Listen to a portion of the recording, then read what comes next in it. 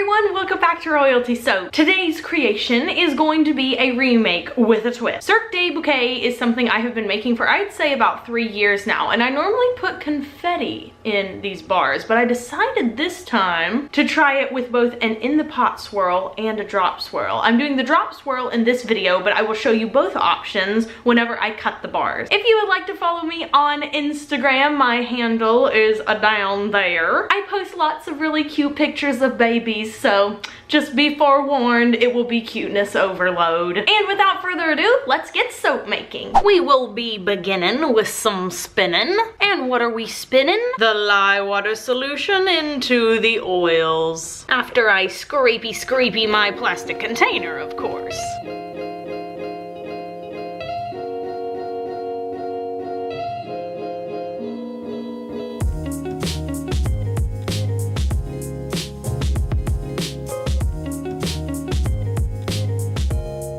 I've stick blended to a very light tray, so now I'm going to pour off some colors. I have here 6 plastic cups that I really enjoy using because the circumference of the cup itself is large enough to accommodate the stick blender. So if I ever have a fragrance oil that, say, rices, like the one that I'm using today, I can stick my stick blender all the way in there and spin it up really well, where most of the time the cups are too narrow, the stick blender doesn't fit, and I have to incorporate it by hand, which often doesn't look as good. Let me just wipe up these spills off the table, because if I don't, it's really gonna bother me. It's time for me to add the color to these containers, so I'm gonna start with the lightest colors first. I'm gonna put in a little tiddly bit of Sunshine Yellow from Nurture Soap, a little bit of Cosmic Carolyn from TKB Trading, some Celadon Green Mica from Nurture Soap. Oh my gosh, I realized I just poured 6 cups and I only have 5 colors. 6 minus 1 equals 5.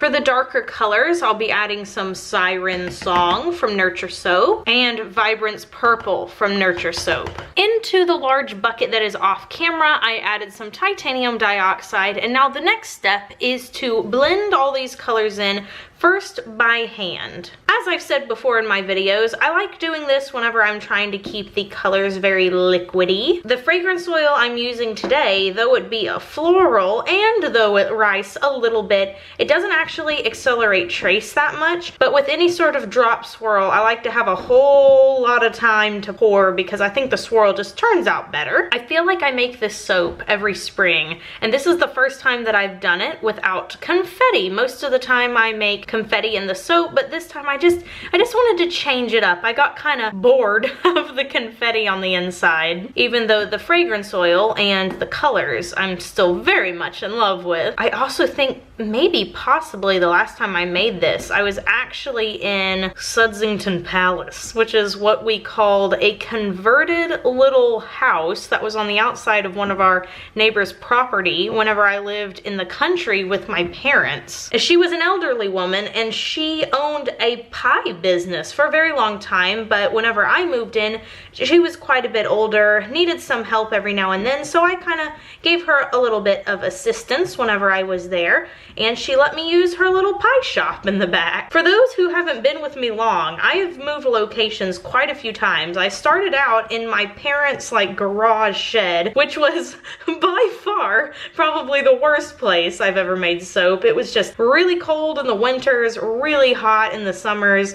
My soaps didn't do very well because of the extreme temperatures. Then I moved to Sudsington Palace, or the Pie House, and that was definitely a step up, but it was a very old building in need of repairs. There were some places, you know, that were cracked, and the floor wasn't very good, so the insulation wasn't very good, so lots and lots of humidity came in there, kind of messed up my embeds, all the bubble bars I made. So when I got to move into the cottage, into Butterfly Cottage that my parents built, I was thrilled because the insulation was good, there was enough space, it was really awesome. After that, Caleb and I got married, so I moved Royalty Soaps into a little teeny tiny apartment. It was a 2-bedroom, 2-bathroom apartment, which honestly is more than some people start out with, so we were really grateful for the space, but we just kind of outgrew it. And then we found out I was expecting Lily, so we knew we needed another bedroom. bedroom. So now we are here in our very first rent house. And the next time we move, we're gonna try to move closer to my parents again and hopefully own a home. I didn't know I was gonna be giving you like a brief living history of royalty soaps, but there we go. The fragrance oil I am using today is called Butterfly Flower. This is from Nature's Garden and it is a beautiful floral, very sweet. It definitely has lots of different floral notes in there. Like, it kind of smells like a bouquet of flowers, so lots of different types of flowers in here. I'm gonna add some fragrance oil to the cups and also some to the large bucket. And then, my friends, we will begin pouring all of these colors in a drop swirl formation into our 2 soap molds. I'm going to begin by pouring the color I have the most of, which is the white. It is setting up a little bit because I let it sit on the counter. I didn't want this to be too runny because then all the colors kind of go together and it's not as pretty. I'll start here with the purple. Just gonna pour that from up pretty high. Gonna do a pass forward and back. Oops. Next we're gonna do the blue. Same thing with a pass forward and back. Now the pink, which is a little more liquidy than the other 2. And the yellow next. I'm just now noticing that this has a lot of the same colors as my Bird of Paradise soap, but this one has purple instead, and this green too. And don't be put off by the green color right now because it will look a lot better after the soap has sat and gone through the chemical change. Now let's add in some more white. Gonna drop swirl that right on the top. It won't go very deep, which is good because I don't want it to mottle up the colors either. I'm gonna go ahead and scrapey out my white container here. Make sure all that soapy goodness is in the molds. I'm gently bouncing the soap, as I often do, just to fill in the cracks. Make sure that it's evenly distributed throughout the length of my mold. To make sure I'm getting all the soap into the molds that I possibly can, I'm going to take the time to scrape out all these containers with the colors in it and place that on the top. It'll kind of still look like the drop swirl. We're ready to pipe now, so I have filled this large piping bag and large coupler and assembled the round open piping tip from the Royalty Soaps piping set. My piping set is available at nurturesoap.com and it's recommended for people who have a little bit of experience with soap making already because soap piping is a little bit of a more advanced technique. But when you purchase the piping set, you also get access to the soap frosting recipe that I use in every single video here on YouTube and some exclusive video content created for owners of the piping set. So I have a funny hashtag I want to start in the comments. Caleb and I were talking about this today, and here's the hashtag. Use whatever your state is. I'm gonna use Texas because that's where I'm from, but you would use your state. And the hashtag is, I may be from Texas, but I'm not. And then you kind of answer with like a stereotype. So my hashtag would be, hashtag I may be from Texas, but I'm not a sweet tea drinker. I don't like sweet tea at all. And a lot of people who, when they find out that I'm from Texas, are like, oh, Southern sweet tea, or does your family own a horse or a ranch? And actually my family does own a horse now because they live out in the country, but growing up I lived in the suburbs. Like, not everyone in Texas has a ranch and is a cowboy. I've never owned a pair of cowboy boots. Now there are people who do. I'm not saying that that's not true. I definitely own some people that like to go to, you know, Caleb, what is the name of those places that people go to for country dancing? A honky tonk. That's what it is. I know people that do that. Let's see, what else am I not? Typical Texan.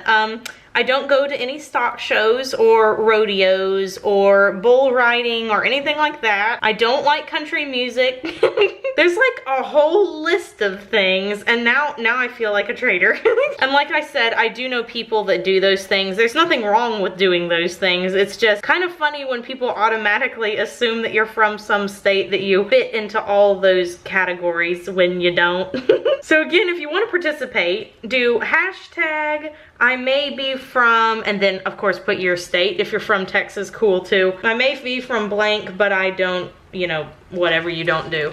I'm sure there's gonna be a lot of people from California commenting down below. And New York too. I had a friend from New York and I asked her what was one of the most annoying things moving from New York to Texas is, and she said that when everyone finds that you've always lived in New York, they ask you which Broadway plays you've gone to go see. And she was like, I don't like Broadway plays. I've never been to see any of them. And then everyone looks so disappointed. Maybe the reason I don't like all the Texas things is because I'm not actually from Texas. That's right, it may be a shock to some of you, but I was actually born at Fort Campbell, Kentucky because my dad was in the military at the time. I believe he had just finished up officer training and he was in Fort Campbell, and that's where I was born. And we lived there until I was, I think, 1, and then my parents moved back to Texas and he did the stuff here. But yeah, he was in the 101st Airborne, which for those of you guys who aren't up and up on military terms, it essentially means that he was in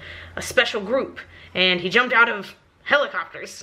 And that's essentially all I know about that. I should find out more because I'm really not up to snuff with my military lingo there. Okay, so my tops have been piped. It's looking like a cloud up in here. So now I've mixed up each of the colorants that I have on the inside with a little bit of olive oil. It's pretty thick. I'm gonna suck some of it up in my pipette, and I'm going to drizzle it across the top. And it isn't going to move a whole bunch because it is really thick, like I said before. And like this on this side. Sorry if you guys can hear my child in the background. She's extremely happy and blowing raspberries. Okay, now I'm going to put some purple.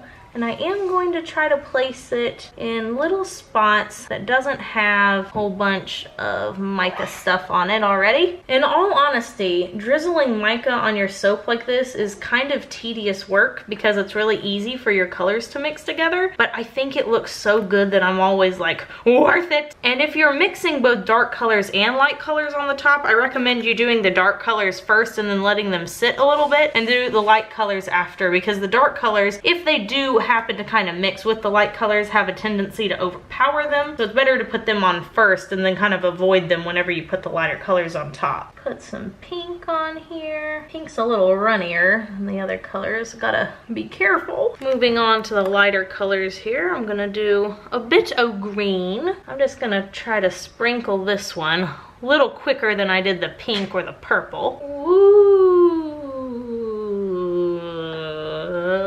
Finally the yellow, and this stuff is thick. Again, all the way across. And I think I'm gonna add a little more blue on top just for funsies. Yes, it's so crazy. I love it. Now for the top, I'm gonna be adding some really super fun glitters. These are from fizzfairy.ca and they are biodegradable. This one is Cotton Candy and this one is Mermaid Kisses. And just so you know, part of the proceeds from every purchase at fizzfairy.ca in the month of March will go to benefit my little sister Pollyanna's U-Caring page. And Pollyanna has her own special glitter blend called Pollyanna Sparkle that I will be putting on top of the Parley bars in the future. And it's super pretty. It's like a mix of gold and pink and stuff. So let's add some of this Mermaid Kisses here. Oh yes. Oh, it's chunky and I love it. Sprinkle it all the way down. Now let's add some of the Cotton Candy blend on top. This one has some pink bits and also some sort of turquoise bits as well. Just gonna add a little bit here. Awesome possum. Our soap is complete. I'm gonna spritz it real quick with rubbing alcohol and show you guys a close-up. Whoa, bro. It's like a splat painting. I'm really digging the top. I'm glad I decided to add a little more colorant this time. And the glitter is so pretty. I'm gonna let these sit for about 48 hours because this fragrance oil kind of softens up the soap a little bit. So we'd like to give it a little extra time to harden up, but then we will come back and chop up these crazy bars. We are back right around 48 hours later. So I'm gonna line the soap loaf up with my my cutter here. Make sure that everything is equal. And then begin to press down gently. I've had a lot of people in the comments recently talk about how I say press down gently, and then the noise it makes when the wires clink the bottom of the plastic is like really loud. I'm sorry, it's just a noisy machine.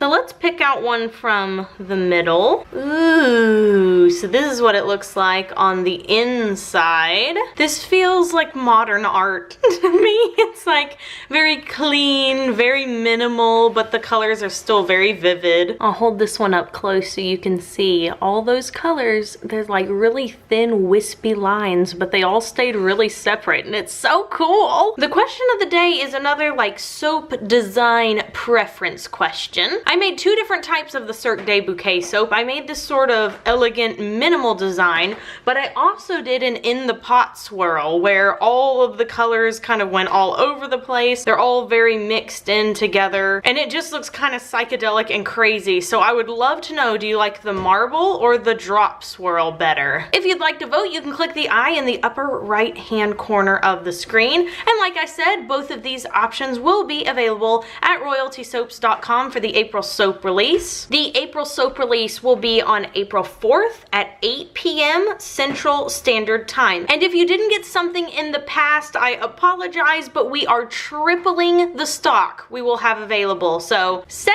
your alarms. I hope you all enjoyed this really chatty soap video. If you did, please give it a big thumbs up. And if you aren't subscribed already, you can click the subscribe button down below, and also be sure to ring the notification bell so the soap fairy will give you a visit every single time I upload a new video. And until next time, I hope you all have an absolutely royal day, and bye for now. Meow.